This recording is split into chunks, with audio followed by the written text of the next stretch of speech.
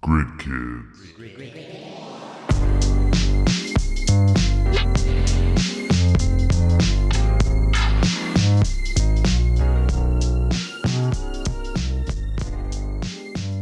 Hey everyone, welcome to the third episode of Grid Kids.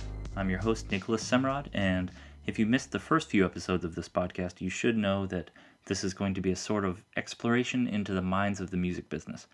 Already we've had singers, songwriters, musical directors, and instrumentalists, and in future already planned episodes, I'll be interviewing owners of gear companies, booking agents, inventors, and CEOs, and really every single architect of the music world of which we're all a part.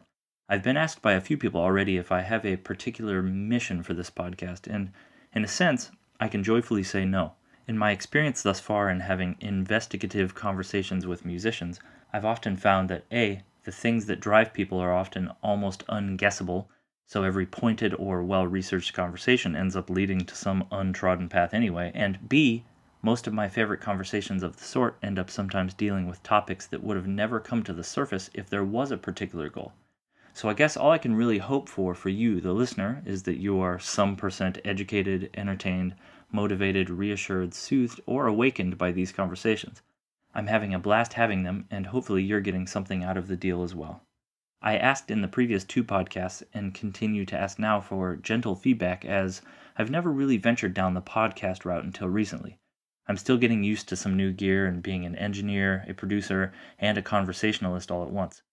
As I experienced a few times in the first few podcasts, there were a few moments this week where my brand new computer decided to do its best human with an empty stomach impersonation, and I was forced to fade in a slightly lower quality backup audio recording that I had taken. The perfectionist that I try to be is quite anxious about releasing audio of the sort, but just like in the first few episodes, I believed that the conversation was too good to be nixed because of a technical difficulty. So I apologize for the few short moments of low quality audio, and I promise that within an episode or two, I'll try to have all of these issues ironed out so that you can experience these conversations as joyfully as I did.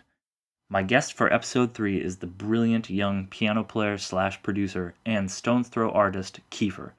For those of you who aren't familiar with Kiefer's music, here's a short clip of a tune from his 2018 record Happy Sad called Socially Awkward.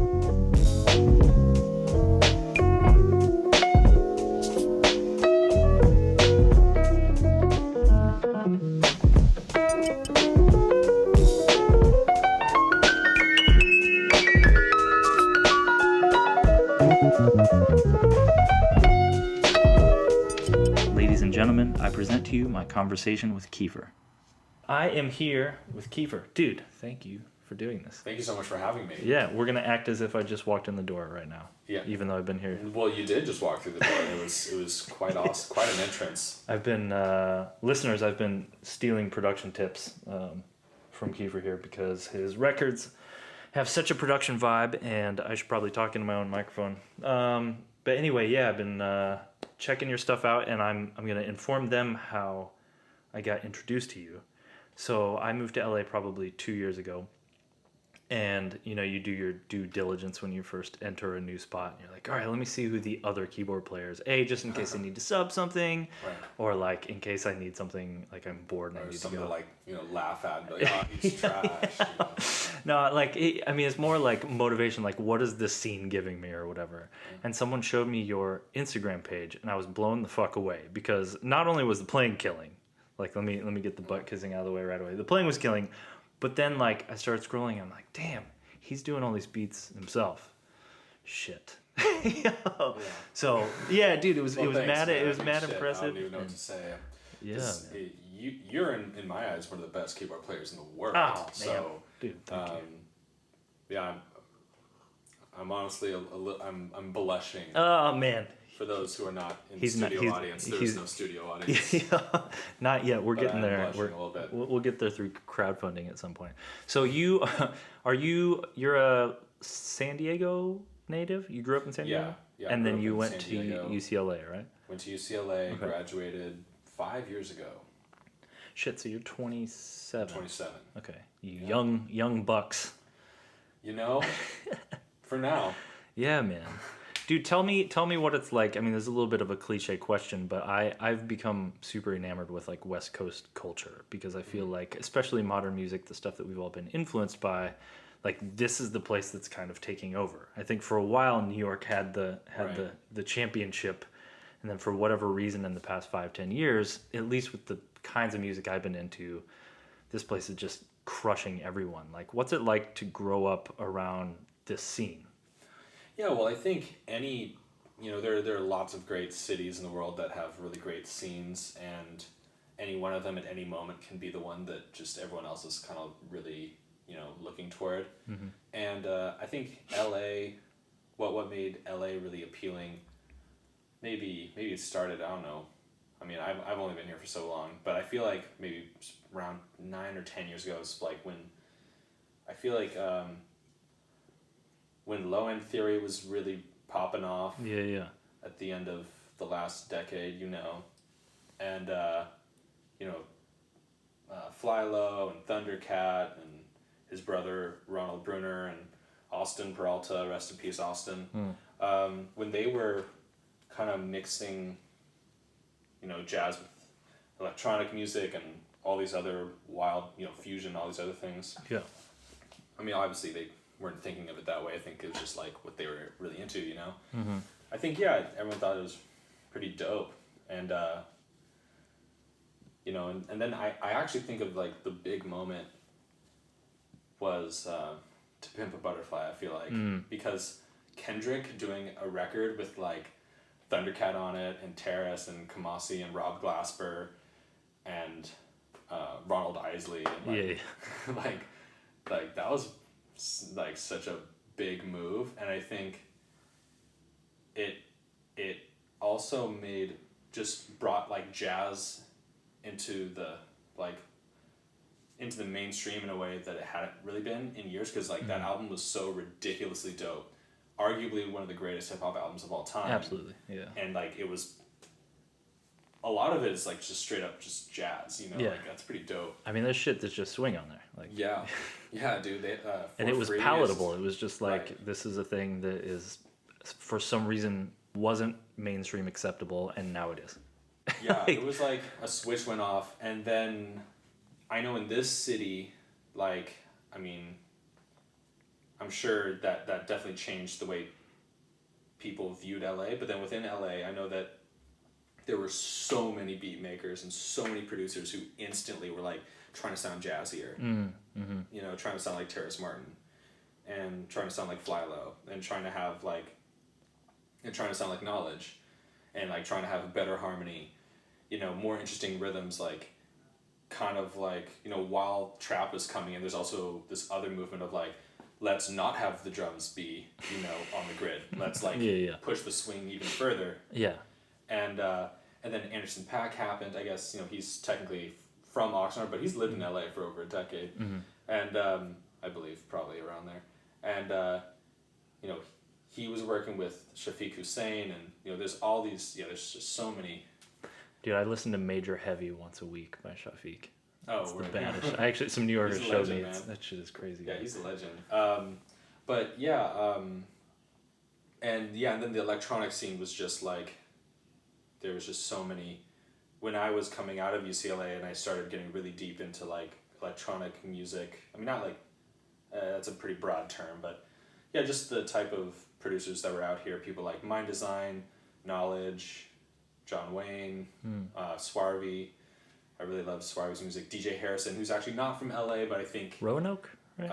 He's from Richmond, Virginia. Richmond, but that's right. I think that was just the type of music that I was really into. Yeah. I thought actually there's a lot of guys in LA who are trying to sound like that too. And so I just I think LA there was just so many people who were trying to just trying to like push themselves and not try to sound like anything. I think that's true with like one of the reasons why New York was so dope. I can't remember who was telling me about this, but someone was telling me someone who came up in New York in the 90s, or someone was telling me that in the 90s New York was really dope because everybody was going there to try to find their sound, but now everyone goes to New York to experience New York. So it's kind of like oh boy, I feel like some people are gonna people might get mad at me for this. Dude, I love New York. That's a strength of this podcast, I think, is that we're not afraid to piss anyone off. Well, yeah, I mean, it's definitely not trying to knock anything, Sure. but yeah, I feel like in LA, no one's trying to sound like LA. Yeah. It just kind of is that. Yeah. It just kind of is what it is. But I feel like there are so many people 5 or 6 years ago, and I think it's still happening now, but we don't really have perspective of it until time passes, you know. But 5 or 6 years ago, when I was coming out of school, I felt like there were so many people just trying to do their own thing, and no one gave a fuck what like anyone thought or if they sounded like whatever. It was just like so many, you know. Yeah. Just good artists. I wonder if I sadly missed out on the low end phase, and that's like a regret in my life that I moved here when it was still going on. Yeah. And then I always kind of had it in my head like, oh man, I need to go check that out. It's like super famous. I always heard about it in New York. Yeah.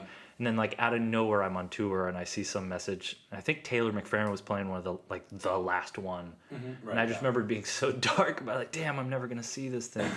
But I wonder if that contributed to the sonic end of things being a little quirky and different because you know, I never went there, but I always read that there was I would see videos of it and you'd see like 3 different people performing and they were just violently different. Mm-hmm. You know, like there was no one thing. And tell me, and this might be another thing that pisses people off, but I'm going to go here anyway.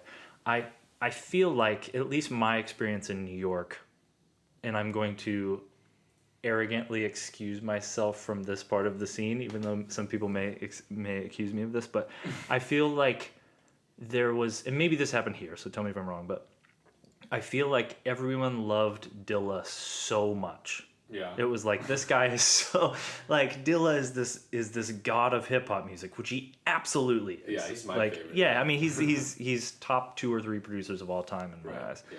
But at least in New York, I heard everyone trying to be him, and it got to the point to where it was like, it almost made me not want to listen to him anymore. Like, as great as he was, I would hear so many people doing that thing, and there you know, there was definitely outlets for creativity and expansion of sound, but everyone just loved that shit so much that they would come back to it, and I don't know, I think it just trapped some people. I mean, did that go on here as well? Yeah, totally. Yeah. Okay. I think it goes beyond Dilla, and just it's an issue that artists have. There's a difference between what you hear and the principles or the fundamentals that are informing what you hear, right? Sure. Like, the sound of music is one thing, I think it's a manifestation of things beneath it, right? Like, the sound you create is a manifestation of your technique, the craft you developed, what your ears like, what just your spirit, all kinds of things, right? Yeah. And when I'm listening to Dilla, or when I'm listening to anybody for that matter. Sorry, I'm not sure. I love that. Siri, dude. Once I said spirit, she thought I said Siri. Perfect. Yeah. We're leaving that in. That Absolutely. always happens. Yeah. They're always listening. Yeah. But yeah, when I listen to anybody, I think, or with Dilla, I think what's really profound about Dilla is not that the swing feel is exactly 0.623%. No, it's not. The thing that was profound about Dilla is the stuff underneath it. I feel like the sounds and the feeling and just the groove and the energy, right? Yeah. Like, I think it's really important to study the sounds of people and to try to emulate them. But if you're just emulating just the sound of it and you're not digging on the energy and the feeling, then you're not going to have the energy and the feeling.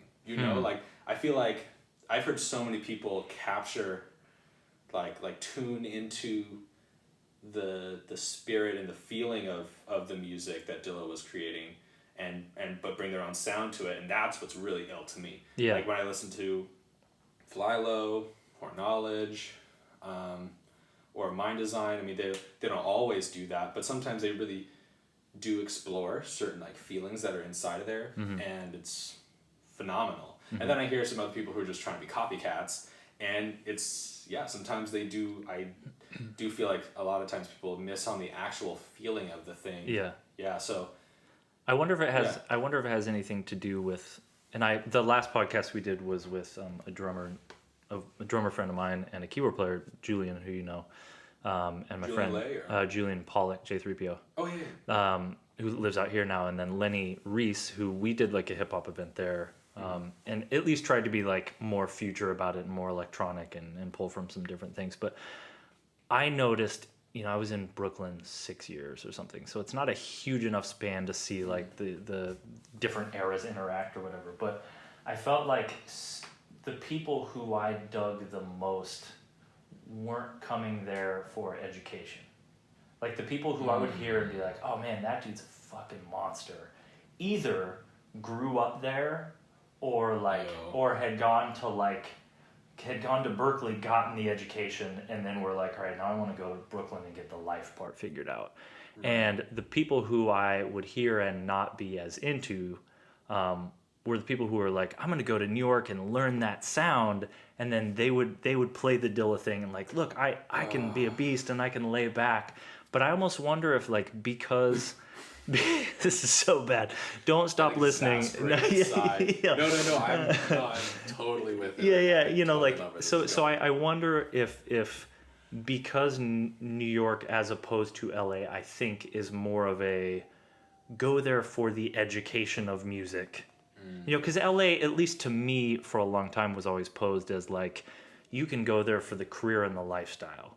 Or same thing kind of with Nashville to a certain extent. It's like you go there because you can work. It's not necessarily because you're going to learn a ton about music. But New York was like, go there and you're going to learn from all the heavy jazzers. You're going to learn all the church stuff, Right. And so I wonder if that has anything to do with like the people out here were like, okay, cool, I kind of have that. Or the Baz people really had it, but they also had like some life shit too. Yeah, I mean, there is something kind of stilted or like robotronic about going somewhere to like I don't know if I'm making any sense, but like the idea of like I'm gonna go to this place and learn how to music. Like, I mean, it's definitely. I mean, it's really important to like take lessons and ask questions, right? Yeah. But then if your end goal is to be like everybody else, then I don't think that's the.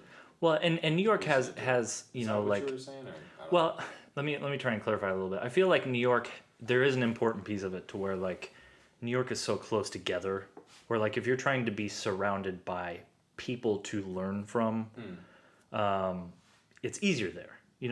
Like I came out here after I sort of already had a career, so I didn't have to sweat the like, oh, where does everyone hang out?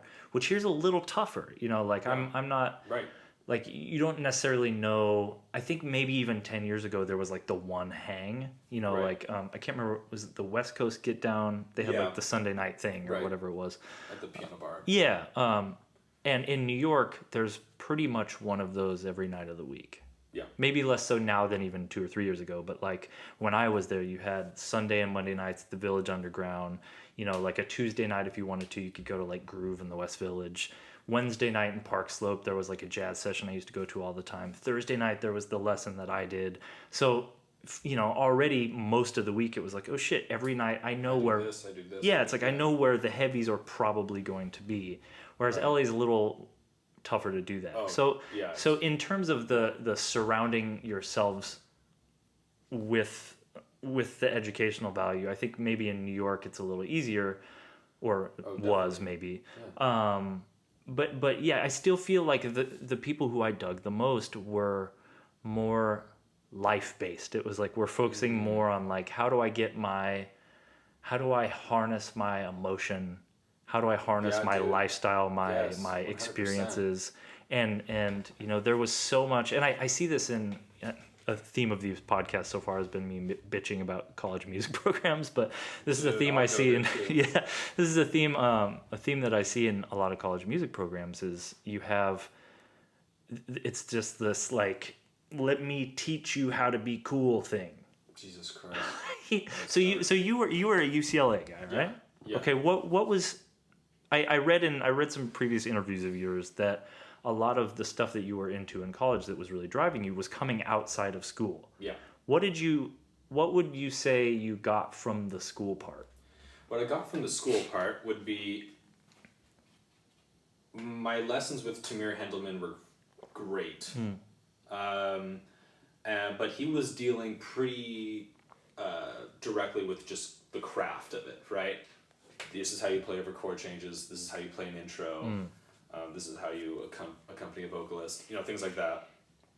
But like artistically, I think he like left me a lot of room to kind of do whatever I wanted with that information. So it wasn't, and I think this is actually kind of what music school is.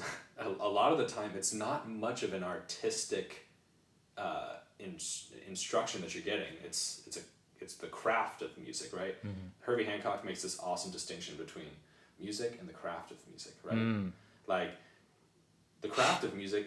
Like, if you're a piano player and you don't know what a C major 7 sharp 11 looks like, and you can't play it, and you've never heard it, or you've never played it before, the odds of you pulling that out of your ass are very slim. If that sound were to ever pop in your head and you wanted to play it, right? But that's the craft of it. So that is important.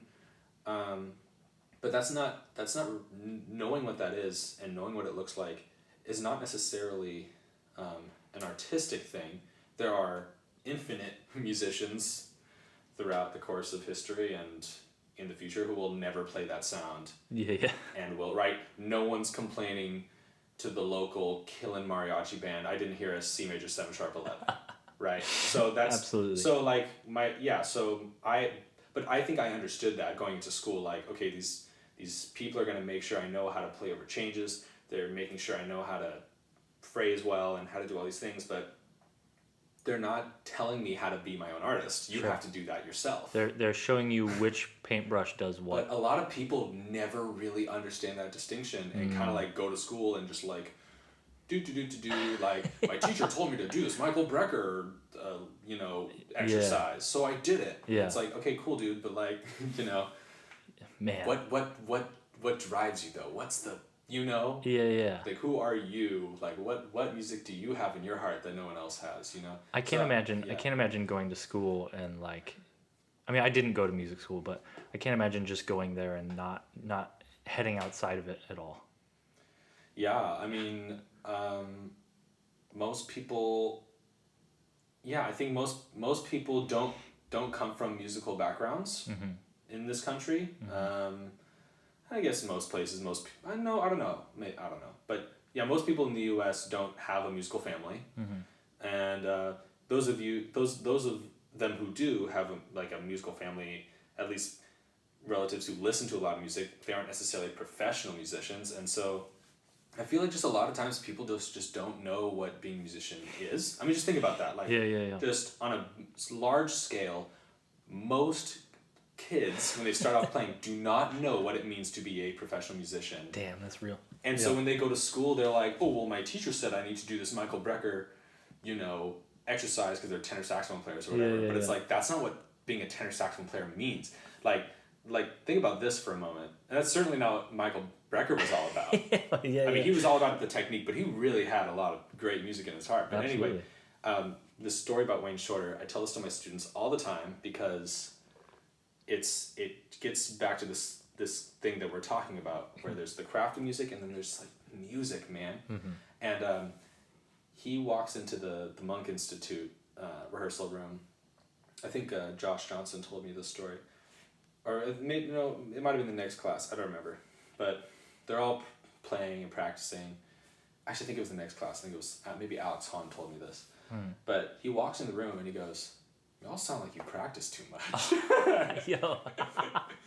That's Wayne Shorter. That's so good. There's a difference between practicing and playing. And at the end of the day, we want the passion is playing music. Like practice is really important, but playing is really important. You got to know how to play. You know what I mean? When all-time great musicians say, like, can he play? Or he can play. they're not saying he can practice. They don't show up to the fucking, the club to listen to him do practice. Yeah. So you gotta know how to access that. That being said, I got a ton of practice to do. I'm not trying to say I don't think practice is important, but I do think I know how to play.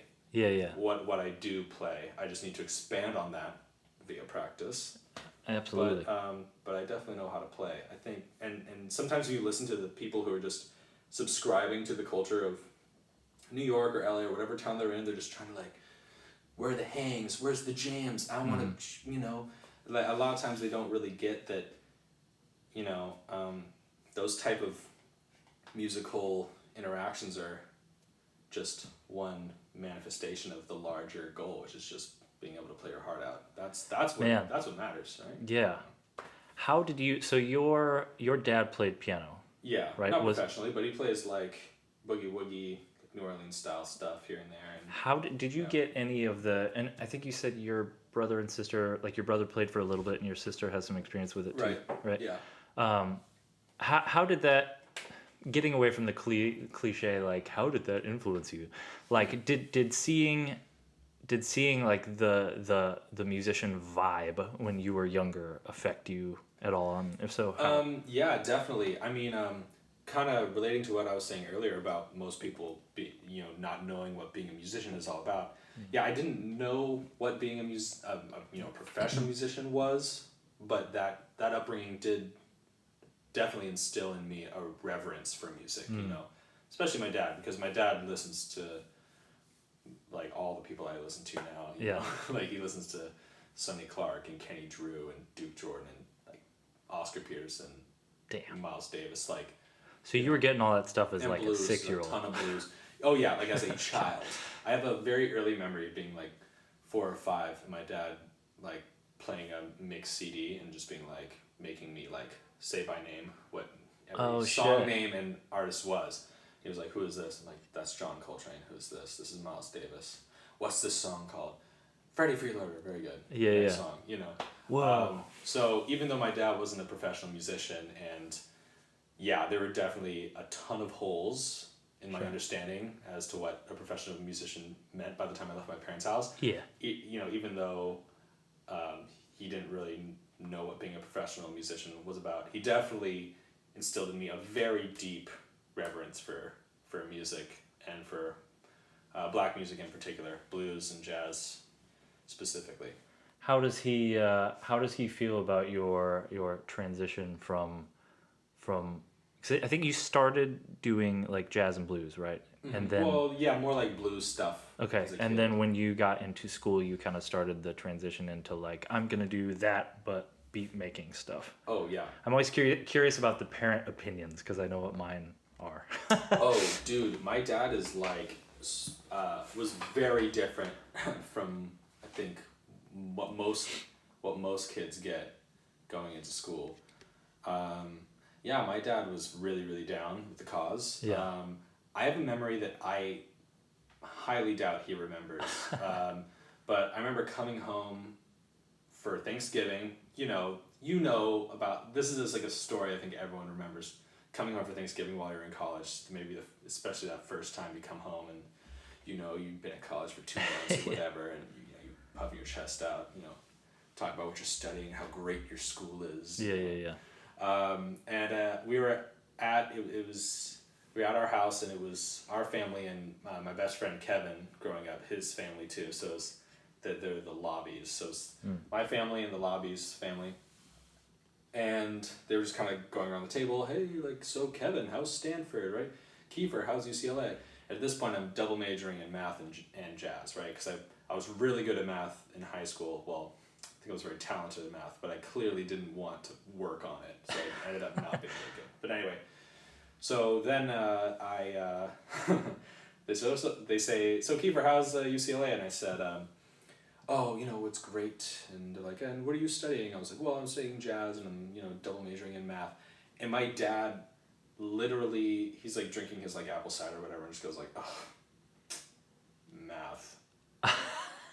like you're not studying math. Why are you studying math, dog?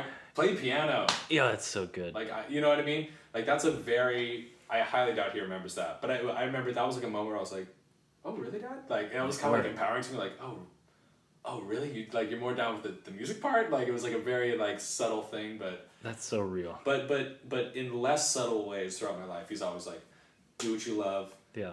Because that's what you'll have the desire to do, and that's gonna be the thing you're gonna be able to do the best. So, do what you love and do it really well. That was like his one rule. So That's such an important, like, I feel like I only figured that out like 2 years ago. You know?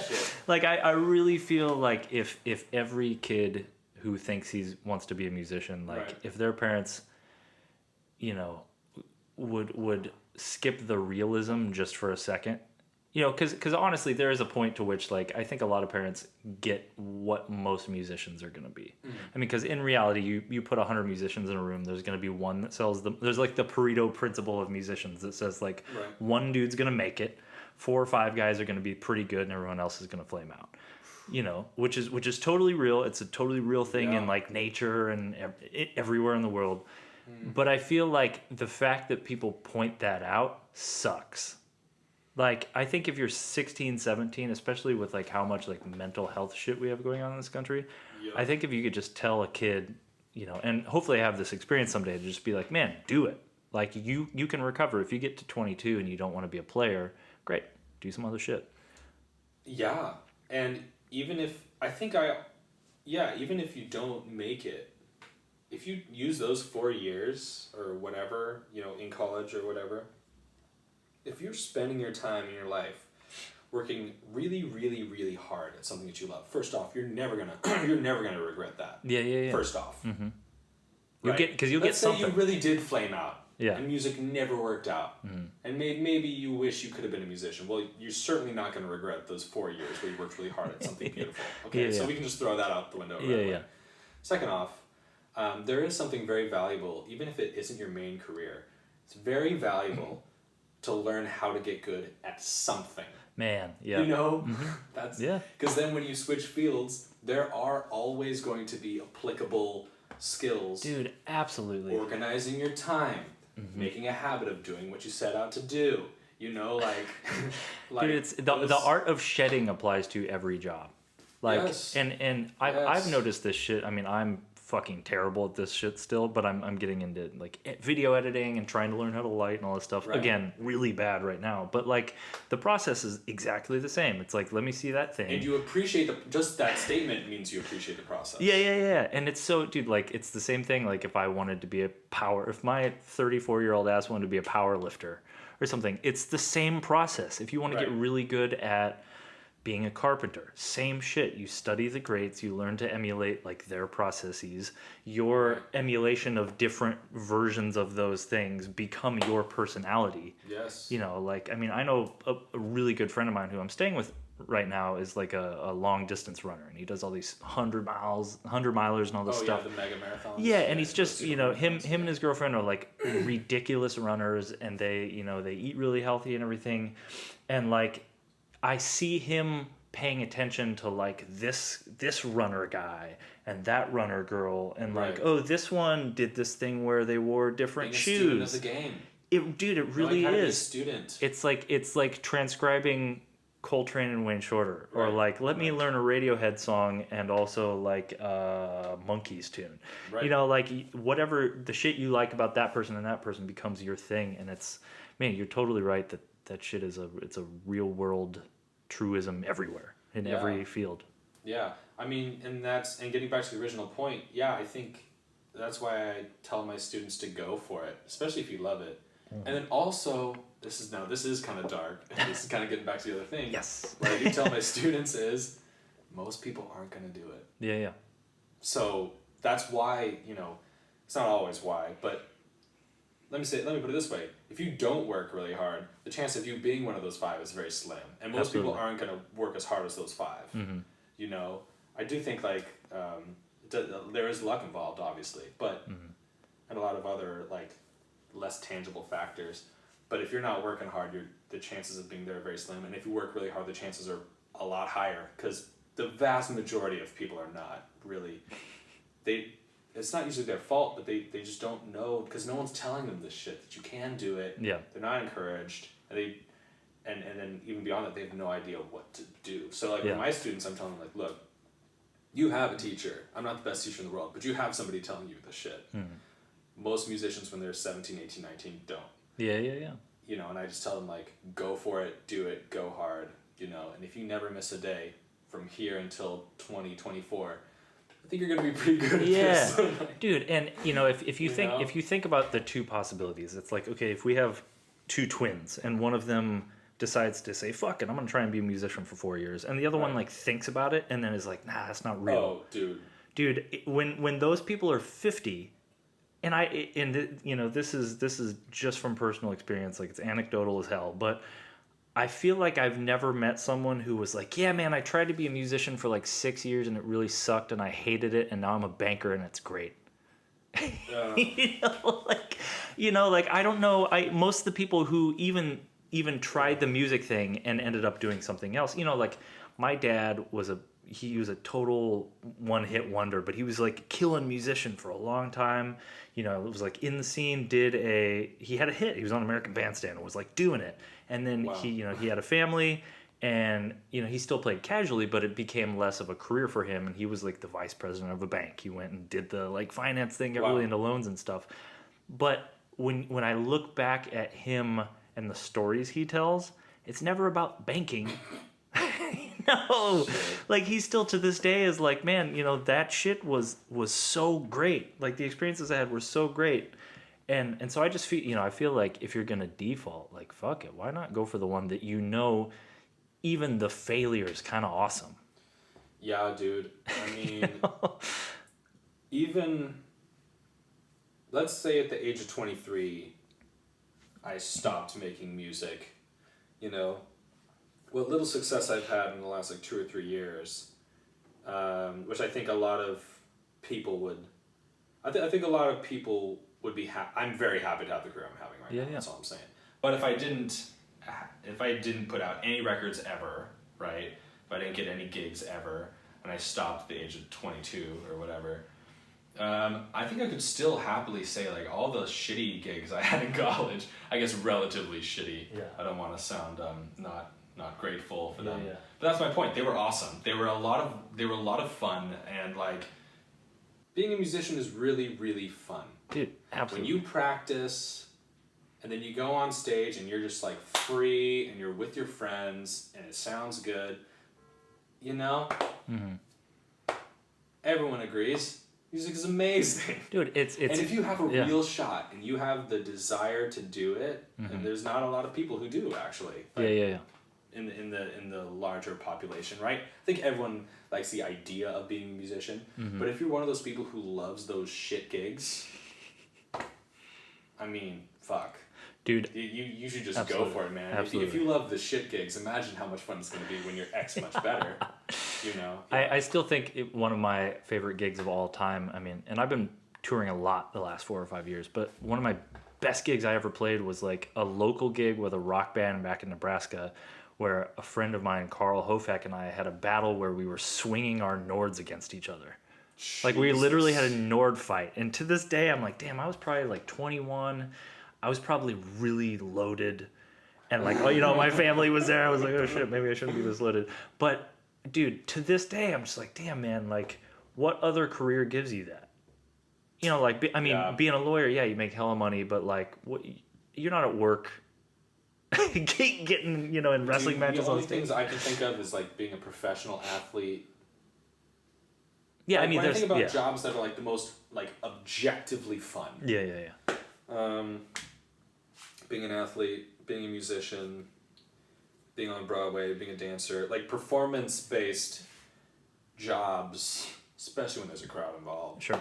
Or even if there's no crowd involved, being on TV. Those are really objectively fun jobs. Dude, yeah. I mean, there are a lot of fun jobs out there, but those ones are pretty high octane. Great. Yeah. But not all music is that way. Sure. You know, but you know, because sometimes you are just playing in a club with like 2 or 3 people. Absolutely. But that can still be awesome. We're doing the wedding gig in which no one really knows the wedding gig or the corporate gig where no one gives a fuck. Yeah. But, I hate I didn't ever play a ton of weddings in New York, but I did probably like 30, 40, something like that over 6 years. Yeah, that's a lot. I think I've only done like maybe 5 or 6. Yeah. I did very little. They're terrible, but again, you get home and it's still. I just start comparing it to other shit. You know, I'm like, okay, I'm doing all right.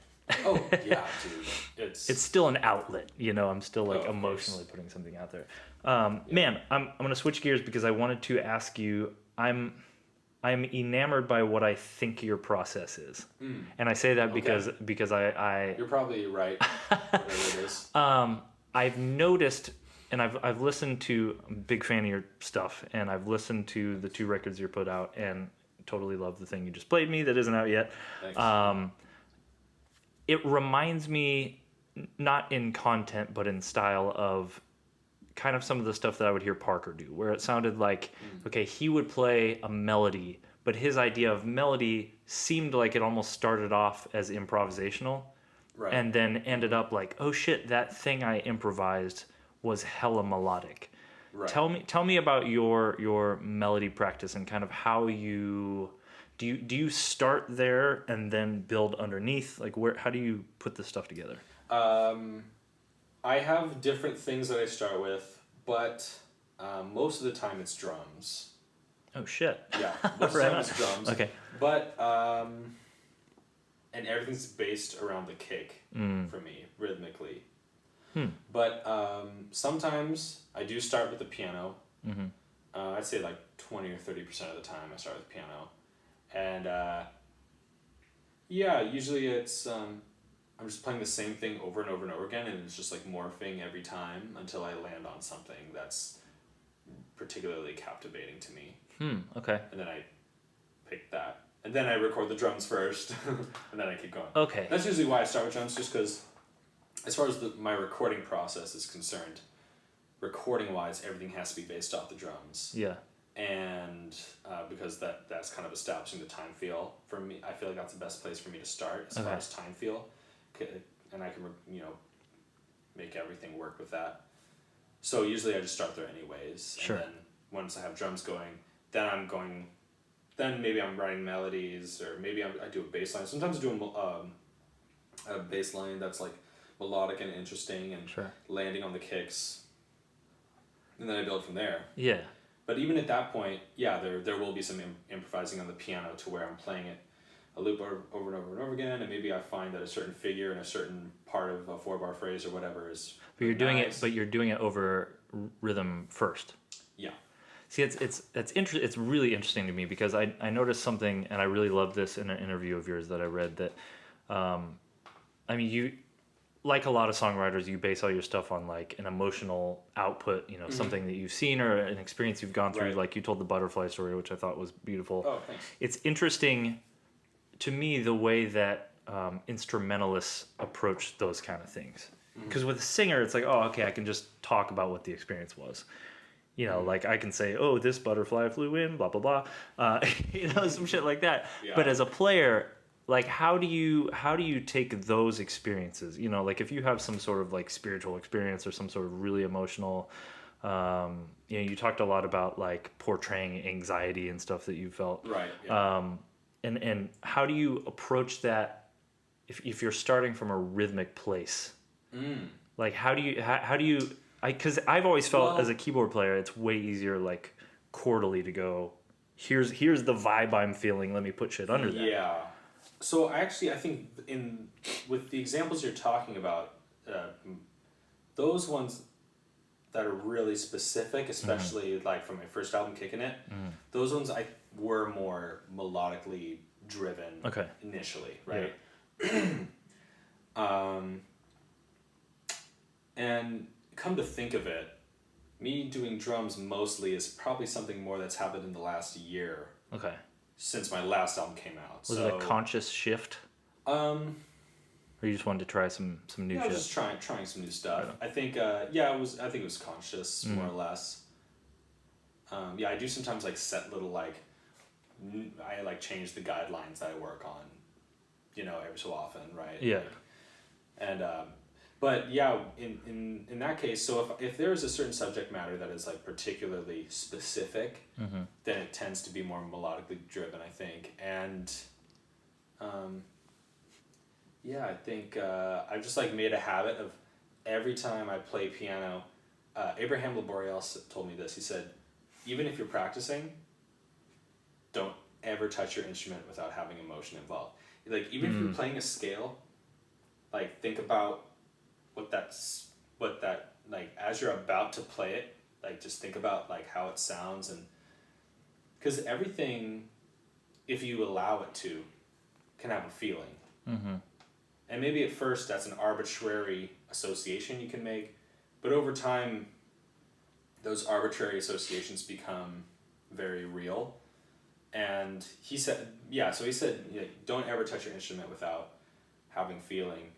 And so I feel like, even though I know that if I write a song, there's not going to be any literal meaning. No one's going to actually see a butterfly fly in, right? That's why I made it the title, so you kind of get an idea, a sense of the subject matter. I think, for me personally, I can totally like have that emotion like return every time I hear that song, every time that I play it, you know?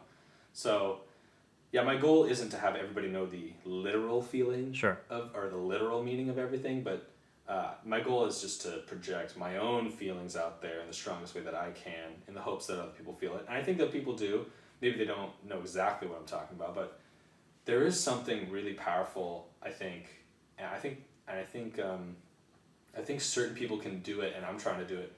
If you like just hit a vibe really hard, you know, and just project it really freely and without any hindrances in your technique, and it's just free expression, people can like feel that on the other end. Like when you listen to Frank Ocean, that shit is like so scarily real. Like even if you don't know what the meaning of his lyrics are right away, you're like, oh my god, like you know? Or anyone else, like, or like, you know, any other great artist, you know.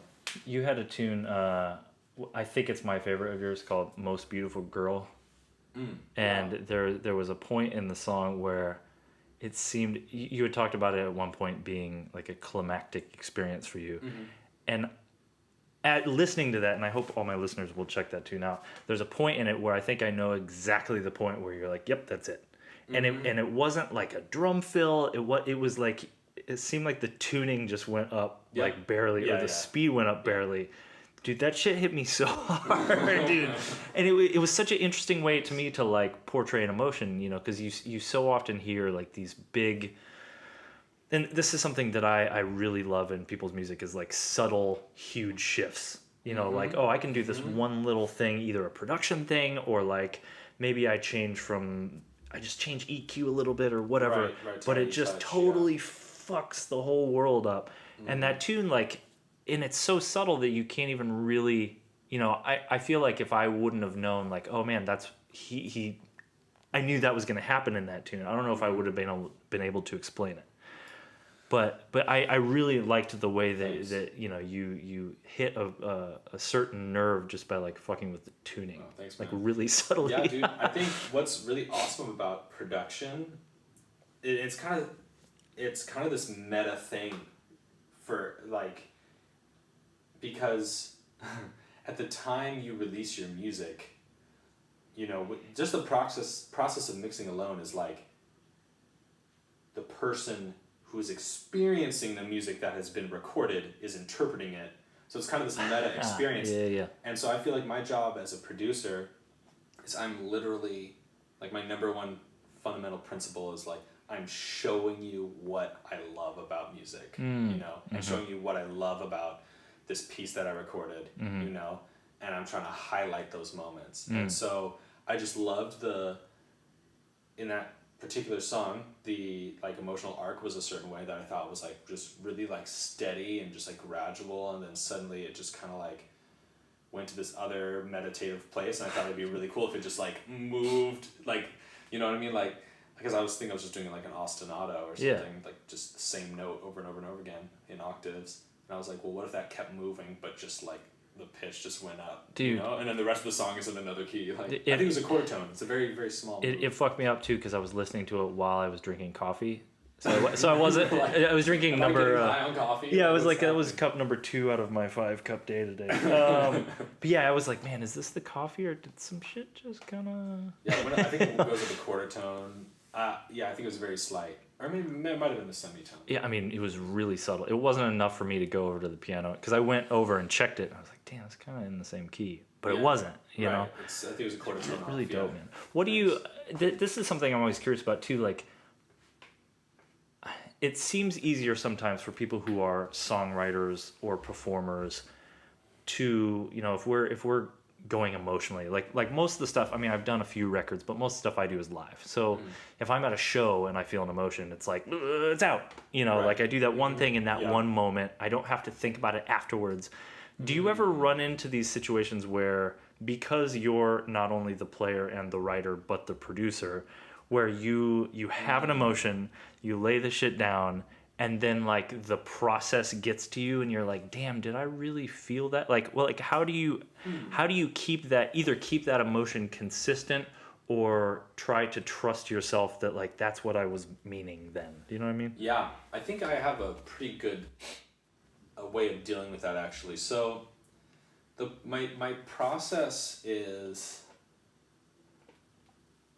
yeah, I'm always just going like just purely like from an emotional state, whether it's a dramatic thing or not. You know, even if it's a humdrum day, I'm like whatever beat, like what I'm feeling. You know? Yeah. And I go as quickly as possible without rushing. And I think that kind of alleviates that second guessing or that self judgment or that, you know. I don't try to make hits. I don't try to make songs that people are gonna love. I do, but I don't make songs. I hope that everyone hates my record. I don't. How about this? I should say this. I don't make songs to avoid people disliking. Yep. Gotcha. Yeah. In other words, I'm not avoiding things. I'm not boxing myself in. This might sound really esoteric and pretentious, but I think it's how I do it. Yeah. I think about French Impressionism all the time. Okay. These guys like Monet and Renoir and all these guys, they would paint the light, basically. That was their job. They just wanted to capture the light. And the challenge with that is the light changes moment to moment. And every 10, 20, 30 minutes, it's a pretty significant difference. Yeah. So their job was the technique had to be good enough to where they could capture the light quickly, but you don't want to rush and fuck up your painting. And I feel like the job of a musician, especially a jazz musician, you know, we talk about capturing the moment all the time, right? That's why improvisation is so awesome, because the emotional makeup of your life is changing moment to moment, and you want to capture it as much as you can. And so when I make my beats, I try to make them in 20, 30 minutes, as far as the basic idea goes, right? Okay. Really fast. And so I basically just like got my process down. You know, we were talking about earlier about having like default settings and things like that.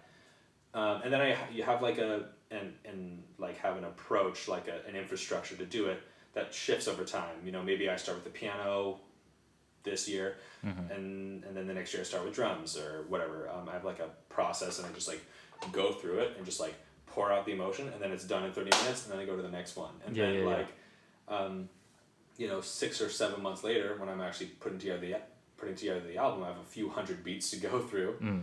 And the great thing about that process is that I turn on any of these beats and I'm transported to that feeling because I was so efficient at getting it out.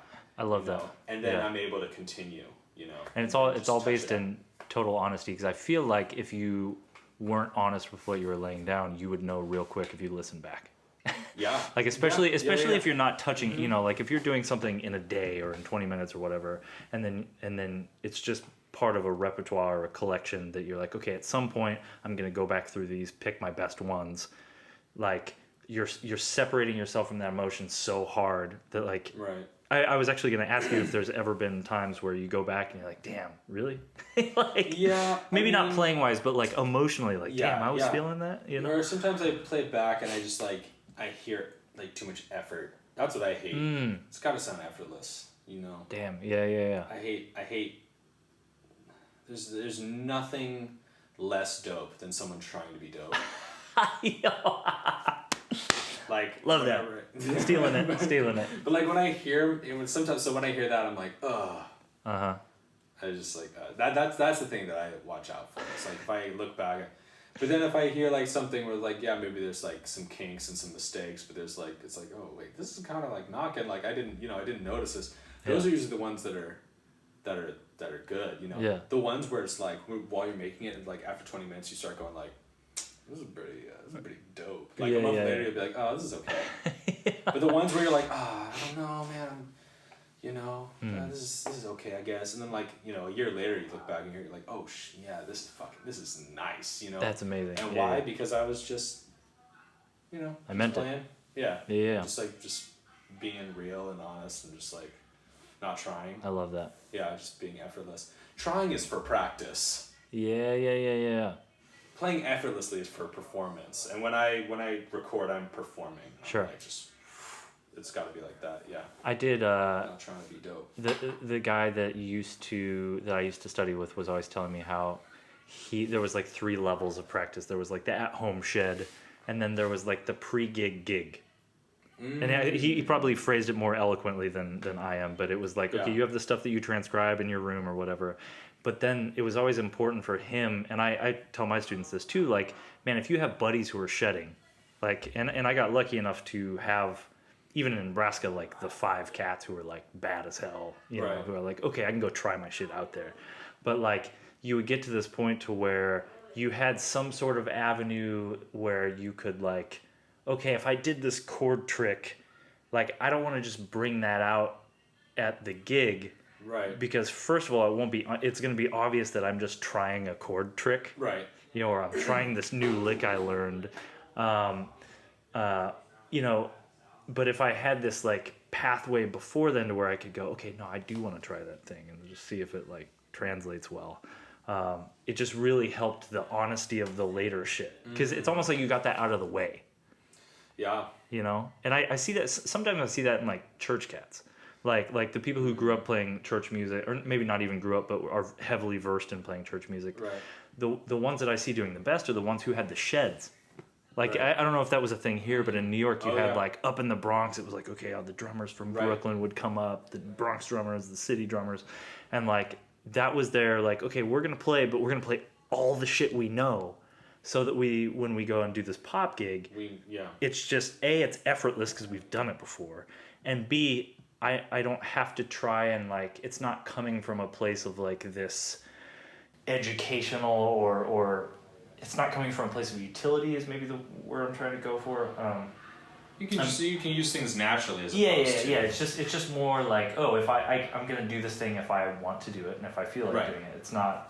It's I've already gotten that other part out of the way, you know. Yeah, it's like learning a language, right? Like I remember like when I learned the word ubiquitous. It's a great word. Yeah.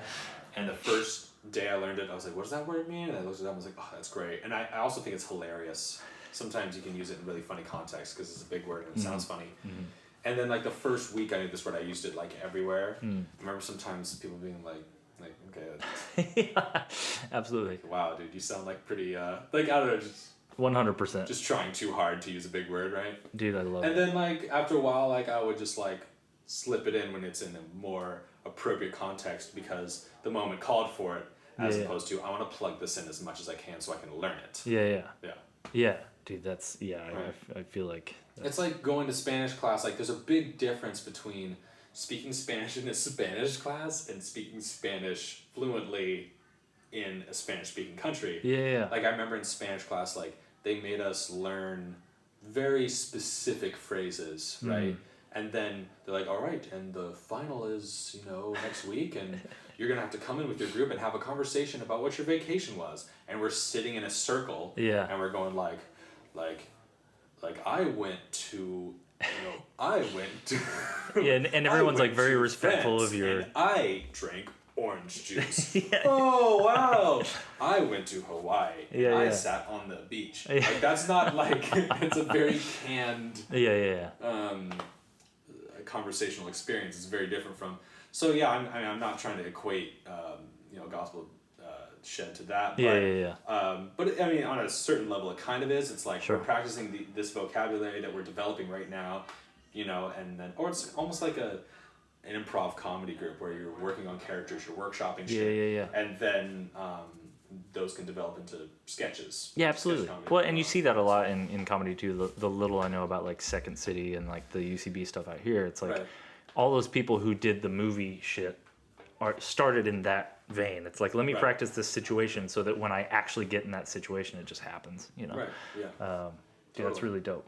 Real quick, I wanted to ask you about, so you were doing the side guy thing, I think, for a while. I read that you were just kind of doing the support role. Mm-hmm. Yeah. How have you, now that you are an artist, it's like, okay, I have my product, I have my thing, you're getting ready to do a tour in the spring, right? In April? Mm-hmm. Yeah. You're doing like a week and a half, 2 weeks or something like that, and this is your first solo tour, correct? Yes. That's correct. dope. Yeah, awesome. And you're doing big cities, links, I'll put up a link, I think, on this podcast somewhere where people can get tickets. Some of the shit's sold out already, so definitely catch it. But how have you noticed that your priorities have shifted in terms of what you spend time thinking about? Because it seems like as someone now, like, when you're a side guy, there's a certain amount of okay, I have to keep my vibe. Like I pay attention to that a lot. Like, okay, I'm only going to do gigs really that portray me as the artist I want to be portrayed in. So that's up here on the hierarchy of musician values. But there's a big part of it too, is just like, oh, I got to make a living. I got to support myself. Right. So there's that dichotomy. But you have a huge other part thrown into that, to where now you have, okay, I have a thing that I am and that I need to be true to. Right. I need to make a fucking living. Right. But now I also have this, like, I'm an artist who is also, I feel like it just adds a huge level of complexity. Like, how have you dealt with that? It seems like a lot. Well, that's a good question. Oh man, this sounds pretentious, but I think it's real. I've just made a really concerted effort as an artist to make sure that everything I've ever put out is nothing outside. It's nothing outside of myself. It's me. I love it. I try to make it so that everything that I do is something that I genuinely love to do, and people know that, so that when people ask me to do the things that they have perceived that I'm good at, then they're just paying me to be me. Yeah. And I think if I'm just doing that, I've kind of like made it so my life right now is like I kind of just like walk through my life and do the things that I love, and people, I'm lucky to be paid to do them. So I think that's simplified it a lot. Because, like, for example, I have a student who will remain nameless, great producer, but he put out this one song on SoundCloud just once, just for shits and giggles. He was like he had like a humble following on SoundCloud, and then he like put out this one song just cause he was like just trying to sound like Dylan Francis one day, and it blew the fuck up. Yeah. It became this huge SoundCloud hit, and then he was like, oh my god, dude, it wasn't even something he was good at. It was just like something he just like tried and happened to like nail it on the first try. Yeah. And it was not his sound. It's not even music that he liked. He was really young when he did it. He was like 17 or 18. He just like wanted to get clicks, and he got them. Damn. And to this day, he's like 24, 25. Every show he plays, people go, hey, play that song, No, that's all they want to hear from him. And he hates it. Oh, man. And his audience has kind of gotten smaller as time has gone on. Yeah. Because he doesn't do that shit anymore. Yeah. And he's been like really struggling with it, and now he has to like kind of start over and create a new name, and like it's just like so like I think there's a lot to be said for being consistently authentic and being yourself. Yeah. Not only for the sake of the fact that I think most of the time it does get you a strong following to be really authentic, but It also, I think, makes your life easier. Because then if you're just doing your thing, then you don't really have to think about, oh, how am I going to make this beat? It's just like, no, I'm just going to make a beat, like how I make it, you know. Do you find that, I mean, do you find that the money part comes into play more or less now? Because I feel like you have to spend like a certain amount of time thinking about, like, okay, what is my artist thing doing? And sometimes that's separate from the money end. Yep. Like, how do you deal with that now that that's, you have the two roles to play? Well, I haven't mentioned this yet, but as it turns out, I really love teaching. Hell yeah. I really love teaching. So, and it is a separate thing. Mm-hmm. There are two different skill sets, sure. right? There's a big difference between articulating yourself musically and verbally, right? And all the other more complex things involved in both practices. But yeah, there's a big difference between those two things. But I've been really lucky to have that passion and that desire to teach. Most musicians don't like teaching all that much. I think I'm glad they don't. Yeah. I think most musicians don't really have a problem with teaching if they have to, but I think most, if they had enough money, would stop today. And then even the ones who do like to teach a little bit aren't necessarily as like, interested in doing it as well as they possibly can. Well, and I really like teaching a lot, and so I've been very lucky to where I'm not motivated financially by my art. Like the art part. I've made a little money. It's definitely not the bulk of what I make. Sure. The bulk of what I make is teaching. I think most people don't know that, but they kind of assume that I'm like playing hella shows or some shit. I'm really not. I only play like maybe 20 shows a year. It's tricky, man. I mean, and I'm sure you know situations like this because some of the people you've worked with are also heroes of like, man, I'm obsessed with Mind Design's music. I love that shit so much. And I don't know what his situation is, but I know the people I work with who are quote unquote heavyweights in our scene or whatever. And like, I think people would be surprised if they saw the financial situation. They obviously, I think some of them make a good living, but you see certain crowds and you see certain vibes and you're like, oh man, that dude's killing it. And it's like, well, hold on. Like, let's, like it's I think it's killing important. In the world of music, it's a relative term. It's important to keep in mind. Middle class. Dude, absolutely, absolutely, man. I mean, it really does. Middle class is. If you're a musician and you're in the middle class and you can afford to have a kid, like that's pretty dope. I respect that. And everyone has health insurance and maybe you can pay for that kid to go to college. You're killing it. Yeah, dude. Like if you can have a kid and send them to college as a musician, you're killing it. I remember I just did a few gigs with McCaslin, and he was talking about like sending his kids to school in New York or whatever. I was like, dude, the fact that you A, live in New York, B, have a kid there, and C, your kid, like, I think his kid goes to school in the city and he has to like drive him in, and I'm like, oh, and you have a car, the shit that like that's to a 9-to-5er, and it's like, well, duh. I mean, that's shit you have to have. But Jesus, to a musician, like, it's almost gotten to the point to where that's like, you're a superstar. Oh, yeah. At least in like jazz scene or improvised music or whatever our thing is, I'm definitely like, I've said this as a joke, but it's kind of actually real. Yeah. I say as a joke, I want to retire from music when I'm 30. Now, that's not real. I'm going to play music my whole life. Yeah. But I mean, like, in terms of like, I don't even want the money to matter. Yeah. And it probably will. But ideally, I want it to not matter at all, because then I can just make the shit even more freely, and But I think right now I have it at a place where like I'm teaching very aggressively. Like my goal is to teach 1,000 lessons this year. Hell yeah. That's a lot. That's literally, I teach 20 a week. Damn. That's like 3 a day, and I teach 7 days a week. Like I really like doing it. I don't take any days off. I love it. And you can teach playing and production, which is dope too. Like that definitely. I'm really happy to learn those two skill sets. And then yeah, and then when I make my music, like I'm not, again, like I said earlier, like I'm not trying to make a hit. You know, if a dope artist calls me to make something really dope, you know, I'll try my best. But I'm not out here being like, I want to get a number one, or I'm not trying to get a top 40 hit. I don't think that's. I think people who listen to my music can tell, especially like all like the bigger producers that I work with. Yeah, you know, yeah. They don't call me for bangers. But, Yeah. who knows? Maybe I'll get into that later. But I mean, you've definitely worked with some heavies, man. I mean, I feel like in this industry, like your chances, especially of landing one, are pretty decent. So.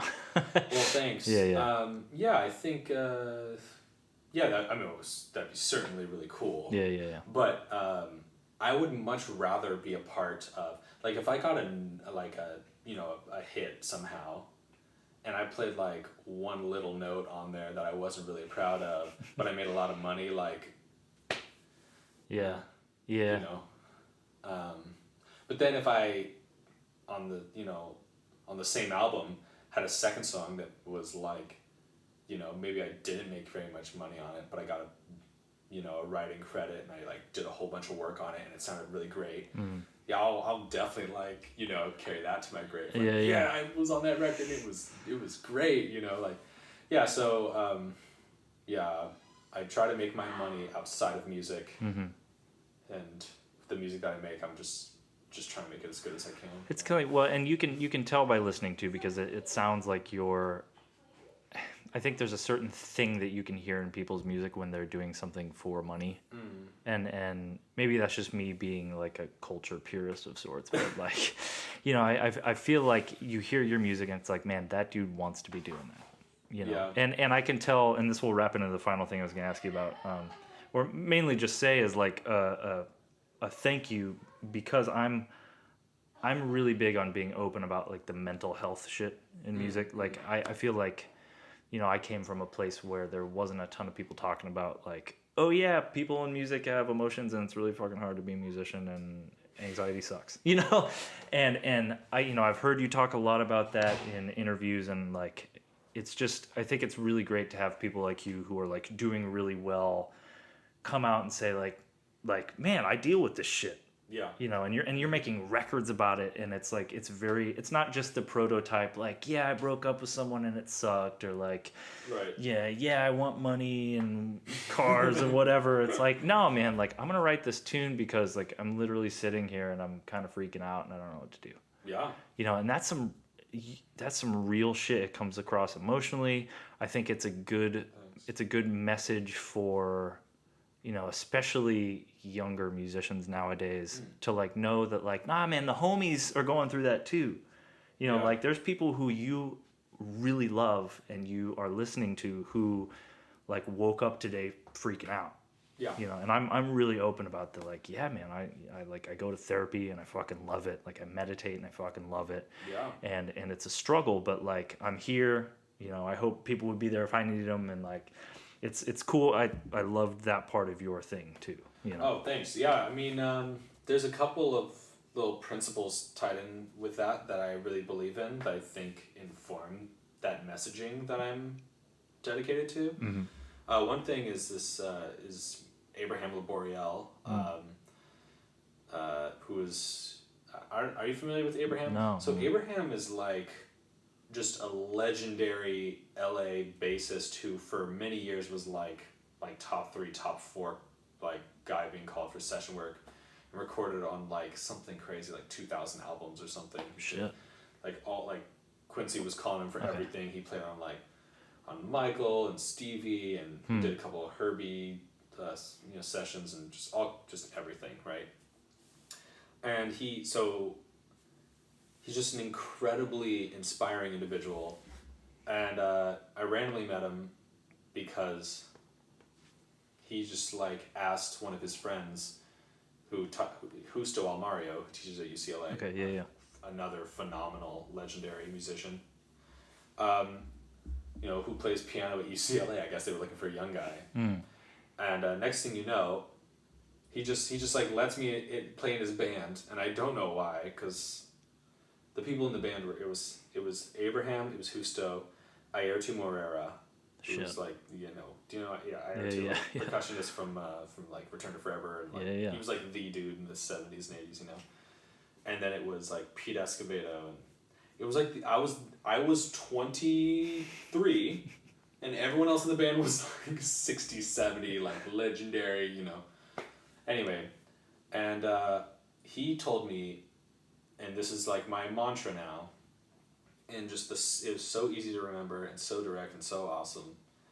He would say, be encouraged and encourage others. Man. That's the rule. That's the rule. Because I think no matter what your philosophy in life is, no matter what your religion, whatever, I think if you go by that, you're doing a pretty good job. You know, that's a pretty fundamental, deep thing, you know, just be encouraged, you know, be brave, believe in yourself, you know, love yourself. That's what to be encouraged means.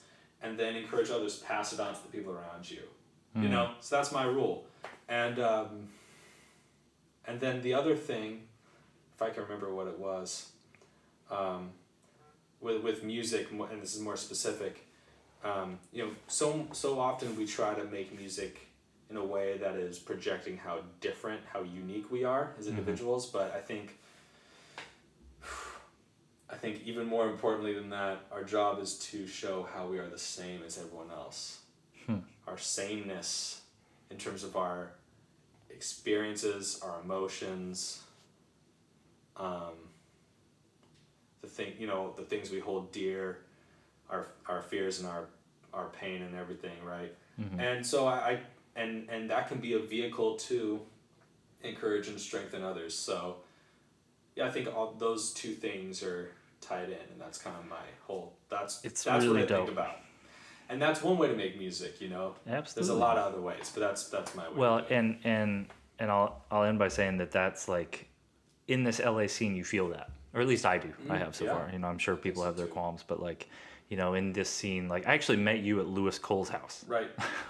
That's one of those places. Yeah, dude. Like you walk in there and it's like, it was like, dude, in one room when I met you was like you, Lewis, and Jen, and like Nick Hakim, right, and like John Keeks in there, and it's like all these. It's like heavies in these different little worlds, and I know there was hella other people in that room. Oh, there's so many. Yeah, that I haven't even met yet, but like very different genres, very different worlds. But I never at once felt like anything but like this loving acceptance of like, oh shit, there's a bunch of weirdos in this fucking room. Like, like love everybody, you know, and even the people from New York that I love, like all had that vibe of like, yeah, man, like we're all different, and like I'll cut your head off on stage, but like we get off and I'm gonna tell you I love you, and then, you know, we're all gonna go have a coffee together. Yeah, no, it's definitely I think my personal belief on how music works is constantly being confirmed and just strengthened by these other really positive people around. And I think that's one thing that I think LA is really good for. I mean, there are a lot of other sub scenes of LA that are not as good. Sure. But I think there are a lot of good ones too. So yeah. Dude, crushing. You have a new EP coming out relatively soon, correct? Yes. Okay. It's called Bridges. Bridges. Because I, for once, decided to put bridges on my songs. Well, I mean, I put bridges on my songs, but not on the shit I've released. That's dope. So it's called Bridges, and it's also an album that is, it's an EP, so it's an in-between project that's bridging between my old LPs and the new Is ones. this a Stone's Throw release, or are you putting it out yourself? Yes. It is. It's a Stone's Throw release. It's coming out in March. Killing. We're putting out our first single and announcing it in like a week or so. But amazing. We can keep this on the podcast. Yes, hell yeah. And you recently did a Fact magazine, Against the Clock, which for producer homies out there, that's the greatest shit. I've learned so much. Oh yeah, I love Against the Clock. Yeah, and like seeing you do one big fan. made me freak out. Yours, I still show off the Mind Design one, like at the end where he just glitches the pitch just a little bit. Yeah, so he got to do that in his own house. Oh, I had to do that in like some random studio somewhere. It still sounded killing. So you have that. You also have 2 other records out, Kicking It Alone and Happy Sad. Yes. You have a new YouTube series called Records, Shirts, and Donuts that I love. Oh. It's got such a vibe. Yeah. Thanks. Yeah, dude. And you're heading out on a tour, like we mentioned, in April. Starting April 10th in Boston, and Killing. then we go down the East Coast and up the West Coast. And I'll put out a link when I release this tomorrow for where you can get tickets. I think you said some of the shows are probably sold out already. They're not sold out yet. They're not? Okay. But so if you're on the West Coast, those are going pretty quick. Killing. Yeah. And everyone who goes to these shows, say hi to my friends Andy McCauley on bass, Sam Gendel on sax. Yeah. Going to be slaying. I know the other dudes are crushing it as well. Yeah, John Levine, Will Logan. Amazing. Dude, Kiefer, thank you, man. Nick, thank you so much, man. Yes, I'm sir. a huge fan. Oh, so dude, thanks for thank having you. me on your podcast. All right, dude.